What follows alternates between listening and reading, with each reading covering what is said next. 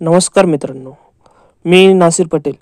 मित्रांनो, लाडक्या बहिणींना आनंदाची बातमी आहे. लाडकी बहीण योजनेचा जो काही नवीन वर्षाचा हप्ता आहे, म्हणजेच जानेवारीचा हप्ता, हा आता बहिणींच्या बँक खात्यामध्ये जमा होणार आहे.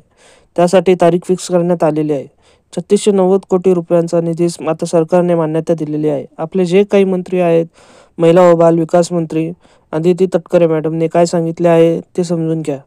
तर इथे पाहू शकता, मुख्यमंत्री माझी लाडकी बहीण योजना या योजनेअंतर्गत 3690 कोटी रुपयांच्या निधीस राज्य मंत्रिमंडळाची मान्यता देण्यात आलेली आहे.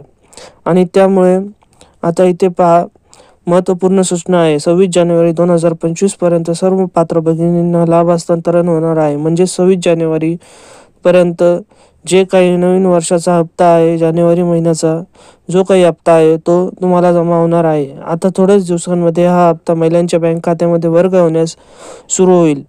तर बहिणींनो, काळजी करू नका. 1500 रुपयाचा हा हप्ता तुम्हाला लवकरच तुमच्या बँक खात्यामध्ये, म्हणजेच 26 जानेवारीपर्यंत सर्वांच्या बँक खात्यामध्ये हा हप्ता जमा होणार आहे.